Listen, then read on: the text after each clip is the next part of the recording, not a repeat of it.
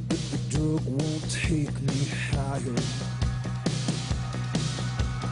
Love is a drug, but the drug won't take me higher. We're crying again, fighting with our backs to the wall while our blood's on fire. Love is a drug, but you still can't fool his eye. We're trying, we lost total control. We lost total control. Love is a drug, but the drug won't take me higher. Take what you want, but you still can't fool his eye. We lost total control. We lost total control. Love is a drug, the drug won't take me higher. Walking with the rise to the sky on a tightrope wire. Fight like a flame in the night till the hearts get tired.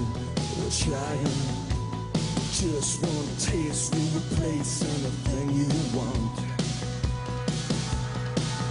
Shoots up the droppers on till you hit the floor. Oh, now I'm dying. We lost total control. We lost total control. Love is a drug, but the drug won't take me higher. Take what you want, but you still can't fool his eye. We lost total control. We lost total control. Love is a drug, the drug won't take me higher.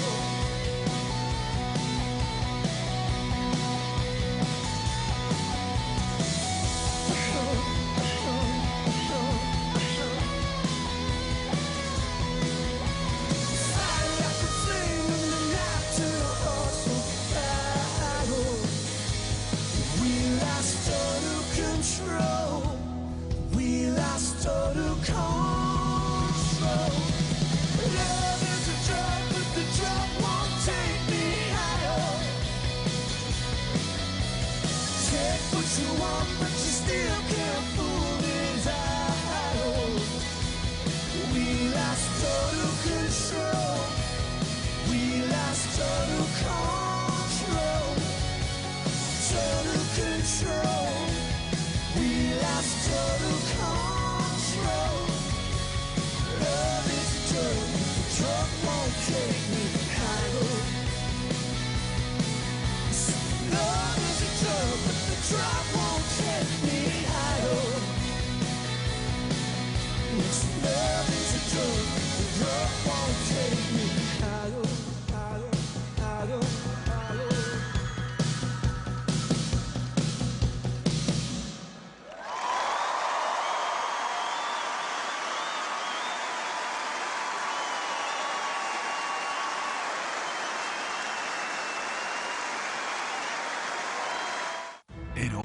Well, Gary, it was a bombshell that hit St Kilda from nowhere and rocked it to its core tonight. Harvey out, Ross Lyon in. He, right now, is in tears. He's declined, as you would understand, an interview to come on with the footy show. He also said that there must have been an enormous amount of pre-planning behind his back.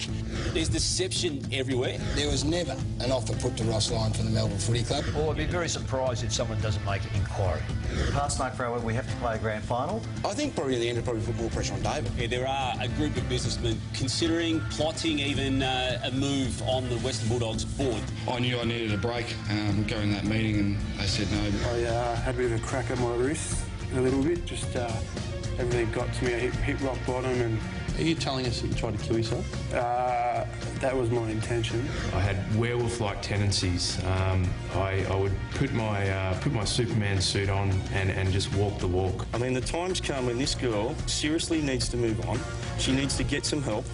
We've all got to get off the case. Probably affects me footy the least out of all the injuries because I run on my face. When do you win a premiership? 2015, 2016. I won't be sorry if someone misses out for me playing in that final because I'm definitely ready to go, and I want to play that first final. There's allegations today that an assistant coach has placed money on his team's match from last weekend. The Bulldogs are convinced he's going, and GWS, as we've been saying for a long time, is convinced they've got him. The finality will be when the role is expressed the way it should be for the football club and it should be for myself. It's been a wonderful experience, and when it is over at the end of this year, I will move on. I will move out of football and read my lips now, Sam. Listen to this will be good. You won't hear from me again. Making comment.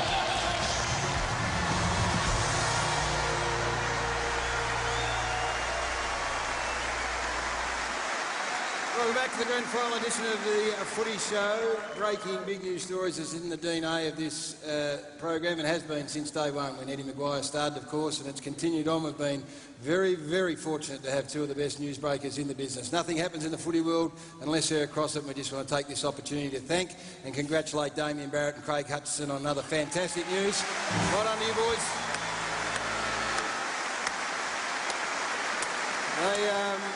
Very, very comforting to go on air each Thursday night knowing that there's nothing going on footy that those two don't know about. Not so comforting to see Craig Hutchison pull on a pair of football shorts and a football jumper and go on and play in the Legends game. But one of the highlights of the year undoubtedly was this.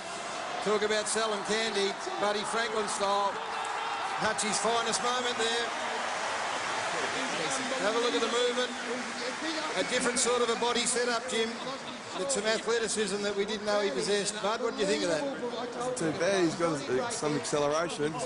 Hey, so good was the candy, Fitzy lost his pants. Very well done. So to Damo and to Hutchie, a great year and congratulations. All right, let's get the... exactly right, no doubt about that. Let us get the second of the big coaches attached to this game up here on stage. In just his first year as a senior coach, he has steered his Cats to a grand final. He played in 3 of them himself, winning 2. And he is here tonight, which we're very thankful for. Please put your hands together for Chris Scott.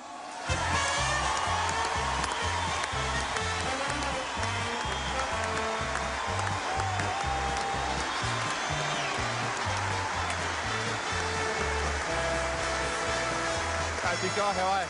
Great, Cal. How are you, mate? Buddy. Welcome, mate. Hello, Sam. Thank you very much for coming. Great. Sam, Scotty.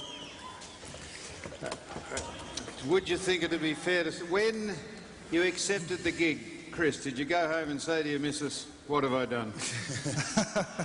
No, I didn't. It was certainly not something I was expecting. Neil Barham and I were actually talking about it today. It's flown the last 12 months. To think back then that we'd be in this position now it's amazing. What about the sliding doors? We've heard so many times that you were a millimetre away from getting the job at Port Adelaide. Disappointed that you didn't, and then got the job at Geelong, and now you're in a grand final. Yeah, absolutely. I wanted the Port job. I think that Port are going to be successful in the next couple of years. It's obviously going to be a long way back for them. But things happen really quickly in footy. As we've seen at Geelong, things were going to be difficult for us, supposedly. There were some pretty legitimate questions being asked of our group, but it says volume, or speaks volumes for the character of the people down there.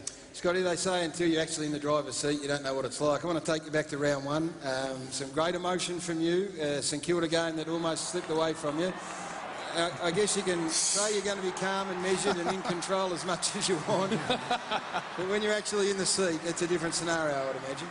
Yeah, absolutely. I think Steve Hocking and Neil Barham were a little bit concerned through the pre-season that I was a bit too composed. And I said, don't worry, when it counts, it'll come out. I don't think they expected to see that. And that is embarrassing stuff. Well, it's not. That's just the way it's played. But, I mean, is that something that you get better at the more you coach? I mean, have you been able to sort of get that under control as the year's gone on?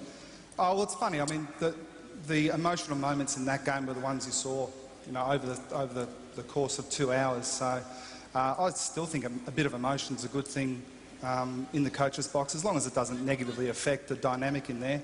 So hopefully we'll have cause for a bit more emotion on the weekend. Chris, a lot of people talking about how calm you've been throughout the build-up to this game. Just looking at you, it looks to me like you've had this team set now for 10 or 12 weeks and things have rolled out pretty much exactly as you expected. And therefore you hit this week really, comfortable with exactly how this group and your coaching group and this club is going to attack Saturday. Yeah, we certainly won't look back with any